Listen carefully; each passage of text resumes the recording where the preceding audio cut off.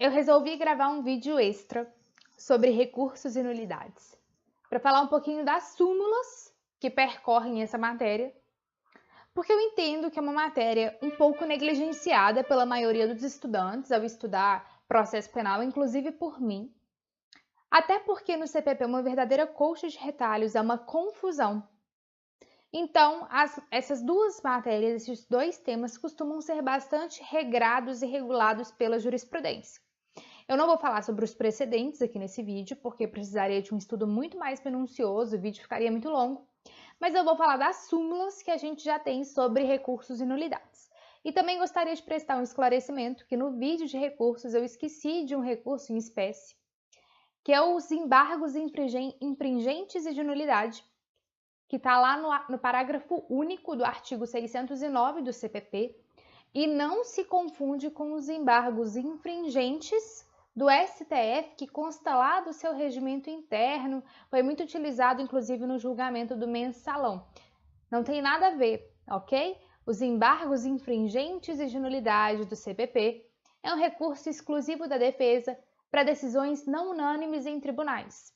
Vou fazer a leitura do parágrafo único do artigo 609 só para esclarecer esse ponto que ficou omisso no vídeo sobre recursos, e aí a gente fala das súmulas, ok? Parágrafo único do artigo 609. Quando não for unânime a decisão de segunda instância desfavorável ao réu, admitem-se embargos infringentes e de nulidade, que poderão ser opostos dentro de 10 dias a contar da publicação do acórdão na forma do artigo 613. Se o desacordo for parcial, os embargos serão restritos à matéria objeto de divergência. Costuma-se falar que se a discordância for sobre matéria processual, os embargos é de nulidade. Se a discordância for de direito material, os embargos serão infringentes, ok? Bom, vamos às súmulas então. Sobre nulidades, eu cito a súmula 361 do STF, que diz o seguinte: no processo penal é nulo o exame realizado por um só perito, considerando-se impedido que tiver funcionado anteriormente na diligência de apreensão. Essa súmula é válida, mas deve ser feita uma ressalva. Ela só é aplicável apenas nos casos em que a perícia for realizada por peritos não oficiais. Por quê? Porque se for oficial precisa de um só e não de dois. Beleza?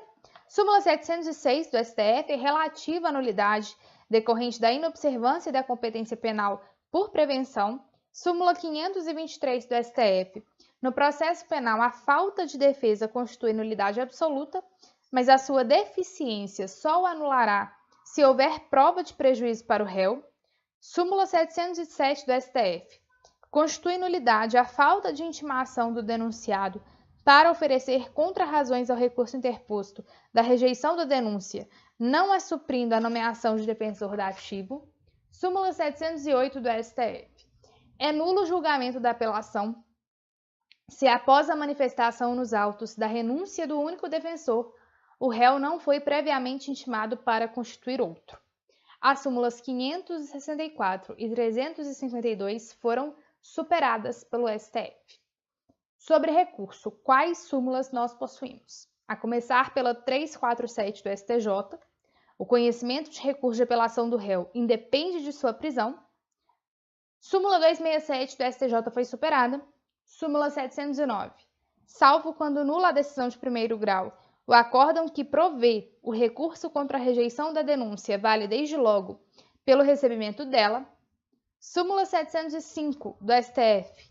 A renúncia do réu ao direito de apelação, manifestada sem assistência do defensor, não impede o conhecimento da apelação por este interposta.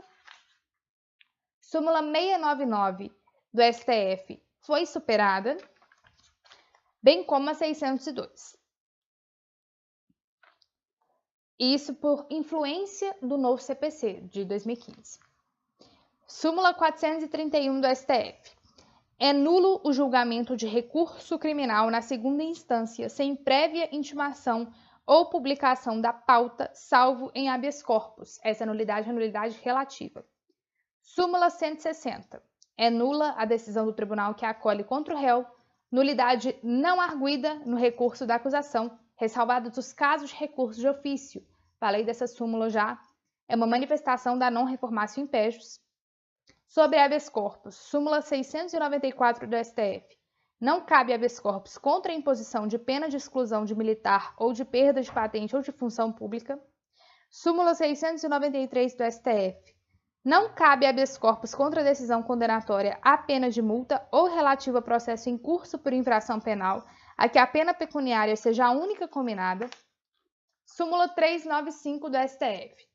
Não se conhece de recurso de habeas corpus cujo objeto seja resolver sobre o ônus das custas, por não estar mais em causa a liberdade de locomoção.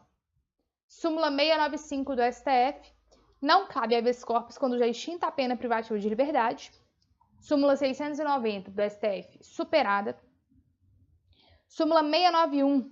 Não cabe ao Supremo Tribunal Federal conhecer de habeas corpus impetrado contra a decisão do relator que, em habeas corpus requerido a Tribunal Superior, indefere a liminar. É o caso, inclusive, do habeas corpus do Lula.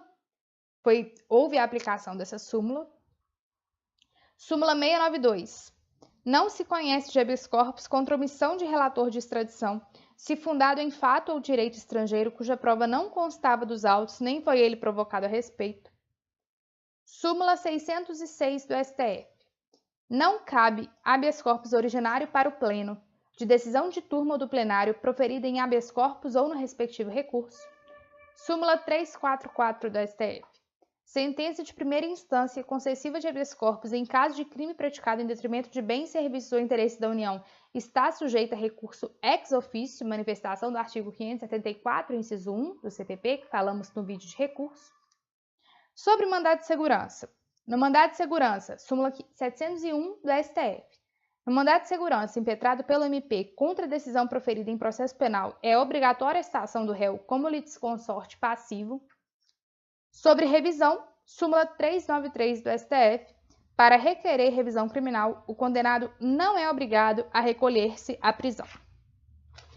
Ainda cito sobre os embargos infringentes, mas neste caso são os embargos infringentes lá do STF. Em caso de embargos infringentes parciais, é tardio o recurso extraordinário interposto após o julgamento dos embargos, quanto à parte da decisão embargada que não fora por ele abrangida. Bom, tentei passar os olhos sobre a jurisprudência consolidada e reiterada dos tribunais sobre os temas nulidade e recursos.